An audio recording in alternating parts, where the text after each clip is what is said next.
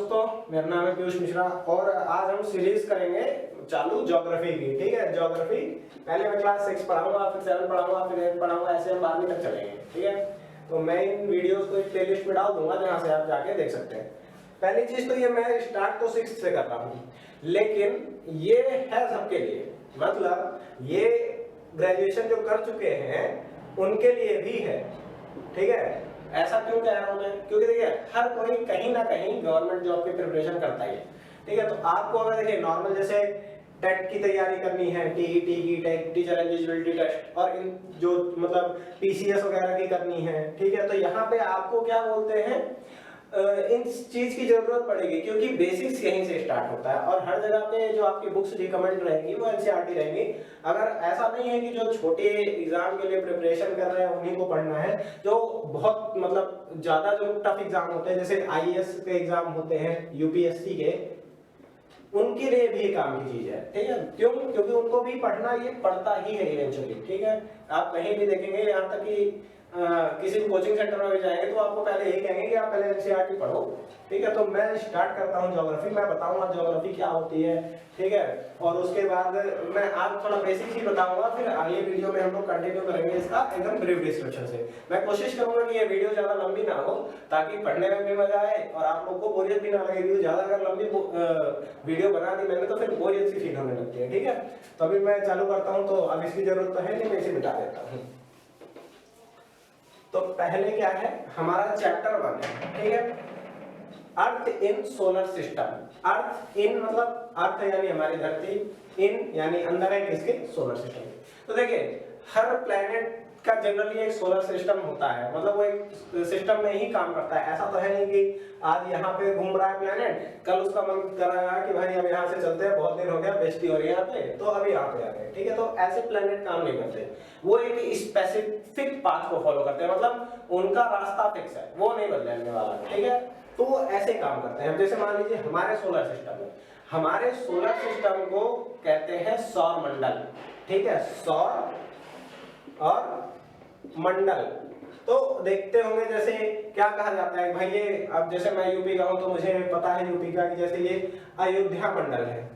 तो अयोध्या मंडल में 4-5 जिले हैं, आपका फैजाबाद हो गया, ठीक है, सुल्तानपुर हो गया, अमेठी हो गया, तो ऐसे ही उसमें क्या बोलते हैं, बहुत सारे जिले हैं। फिर उसके बाद मान लीजिए आपका गोंडा मंडल हो गया। ठीक है, तो गोंडा मंडल में क्या होता है आपका कि इधर आपके बहुत सारे जिले आ जाएंगे, गोंडा आ जाएगा, बहराइच आ जाएगा, बलरामपुर आ जाएगा। ठीक है, तो मंडल मतलब कहने का ये है कि एक मंडल के अंदर कई सारी चीजें होती हैं। जैसे यहाँ पे जिले हैं, वैसे ही सौर यानी सन के मंडल में क्या है, प्लैनेट्स हैं। मैं आगे आपको बताऊंगा कि प्लैनेट और तारे में क्या डिफरेंस होता है। तो अभी क्या है, प्लैनेट्स हैं। अब हमारे ग्रह में कितने प्लैनेट हैं, मतलब सॉरी हमारे सौर मंडल में कितने प्लैनेट हैं, तो हमारे सौर मंडल में कुल मिला के 8 प्लैनेट हैं। क्या ये हमेशा से 8 ही थे? नहीं, पहले एक और था, क्या बोलते हैं आपका, प्लूटो। ठीक है, लेकिन फिर उसको बाद में एज अ ड्वार्फ प्लैनेट की तरह कंसीडर करने लगे, उसको सोलर सिस्टम का पार्ट मानने से मना कर दिया गया, ये इंटरनेशनल जो एजेंसीज है उनके द्वारा। ठीक है, तो देखिए सोलर सिस्टम कैसा है हमारा, सोलर सिस्टम में सबसे पहले आता है सन। ठीक है, अब मैं सोलर सिस्टम क्यों पढ़ा रहा हूं, क्योंकि अब कोई चीज किसके अंदर है वो तो तभी पता चलेगा ना जब उसके बारे में पता रहेगा। ठीक है, तो सोलर सिस्टम में सबसे पहला हमारा आता है सन। अब ये हो गया सन। सन के जस्ट सबसे पहला जो स्टार है, जो जस्ट उससे थोड़ा सा दूर है, वो है आपका मरकरी। ठीक है, मरकरी। अब मरकरी के बाद क्या आता है, वीनस। वीनस के बाद तीसरे पे वो ग्रह आता है जहां पे हम लोग रहते हैं, अर्थ। चौथे पे क्या है आपका, मार्स। ठीक है, मार्स, जहां पे हमने अभी मंगलयान भेजा है। ठीक है, हम पहले ऐसे देश बने कि जिन्होंने फर्स्ट अटेम्प्ट में ही मंगल तक पहुंच गए। यहाँ तो बहुत सारे देश अभी आज तक लगे पड़े हैं, पहुंच ही नहीं पाए। अगला क्या है, जुपिटर। ठीक है, उसके बाद क्या आता है, सैटर्न। उसके बाद आपका आएगा यूरेनस। ठीक है, उसके बाद आपका लास्ट में आएगा नेपच्यून। ठीक है, तो ये देखिए, ये जो है ये कभी ऐसा नहीं होगा कि नेपच्यून उठ के बोले मार्स से कि भैया अब मेरी बारी, बहुत दिन सर्दी में रह लिए, अब थोड़ी गर्मी चाहिए हमको। ठीक है, कि ये इसकी जगह आ जाए और ये उठ के इसकी जगह चला जाए। जो इनका है पोजीशन वो हमेशा फिक्स रहेगी, ऐसा नहीं होगा कि कभी स्वैपिंग हो जाए, मतलब अदला बदली हो जाए। ठीक है, ये जो पाथ फॉलो करते हैं वो ज्यादातर इलेक्ट्रिकल पाथ फॉलो करते हैं। ठीक है, अब इलेक्ट्रिकल पाथ कैसा होता है, अंडे के जैसा होता है, ये कुछ कुछ इस तरह से होता है। ठीक है, और इसमें इलेक्ट्रिकल पाथ में सन कहां पे लाई करता है, सन यहां पे लाई करता है। ठीक है, अब जैसे मैं अर्थ की बात करूं, जब अर्थ अपने इस पाथ पे घूमती है और जब यहाँ पे आती है तो हमारे पास सर्दी आ जाती है, जब अर्थ यहाँ पे रहती है तो गर्मी आ जाती है। ठीक है, तो देख रहे होंगे जैसे जैसे क्या हो रहा है, ये मान लीजिए ये अब सिंपल एग्जांपल ये है कि हम लोग हाथ सेकते हैं ठंडे में, तो आप आग के जितना पास रहेंगे उतनी गर्मी रहेगी, जितना दूर जाएंगे उतनी सर्दी होगी। तो हमारा जो ब्रह्मांड है ना वो बिल्कुल ठंडा है, एकदम सर्द है। तो जैसे जैसे दूर जाते जाते हैं सर्दी बढ़ती जाती है और इधर जब पास आते हैं तो गर्मी आती जाती है, जैसे कि ये सीजन चल रहा है। ठीक है, अब उसके बाद क्या है, अर्थ जो है वो आपकी लाई करती है किसमें, हैबिटेबल जोन में।